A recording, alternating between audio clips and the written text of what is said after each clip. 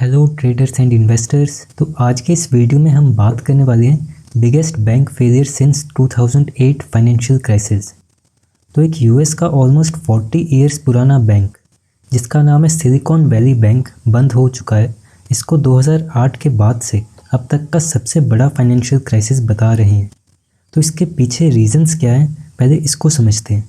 जो इस बैंक के मेजॉरिटी कस्टमर्स थे वो स्टार्टअप्स एंड टेक कंपनीज थे और काफ़ी टाइम से फेडरल अपने इंटरेस्ट रेट्स हाई कर रहा था। जब इन स्टार्टअप्स और टेक कंपनीज़ को फंडिंग की कमी आने लगी तो इन्होंने अपने पैसे बैंक से निकालना शुरू कर दिया।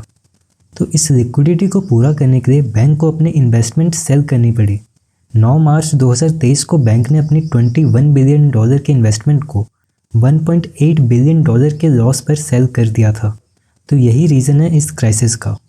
तो अपने इस लॉस को फिल करने के लिए बैंक ने अनाउंस किया कि वो $2.25 बिलियन के स्टॉक्स सेल करेगा। और फिर इस अनाउंसमेंट से मार्केट में पैनिक क्रिएट हुआ, जिसके बाद एसवीबी ग्रुप के शेयर 60% तक नीचे आ गए।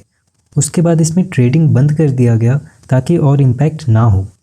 और अब इस बैंक को बंद कर दिया गया है और एफडीआईसी को हैंड ओवर कर दिया है ताकि वो बैंक के एसेट्स को सेल करके डिपॉजिटर्स को पैसा दे सके।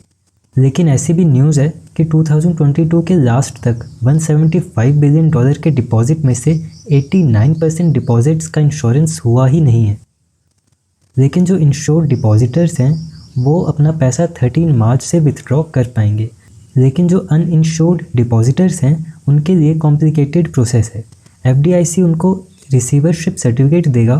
फ्यूचर में जब एफडीआईसी बैंक के एसेट सेल करेगा तब अनइंश्योर्ड डिपॉजिटर्स को पेमेंट होगा। इसी बीच एलन मस्क से एक व्यक्ति ट्विटर पर पूछता है कि ट्विटर को एसवीबी बाय करना चाहिए। तो एलन मस्क रिप्लाई करते हैं कि I am open to the idea. तो आने वाले टाइम में देखते हैं कि क्या होता है। लेकिन अब देखते हैं कि इंडिया में क्या इम्पैक्ट पड़ रहा है इस क्राइसिस से।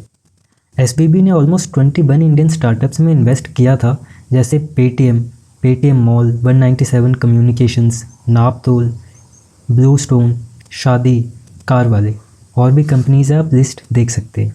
तो ऐसा कहा जा रहा था कि सिलिकॉन वैली बैंक का अभी भी पेटीएम में इन्वेस्टमेंट है, लेकिन पेटीएम के फाउंडर ने ट्वीट में बताया कि एसवीबी ने अपनी इन्वेस्टमेंट काफ़ी पहले ही प्राइवेट इन्वेस्टर्स को सेल कर दिया था।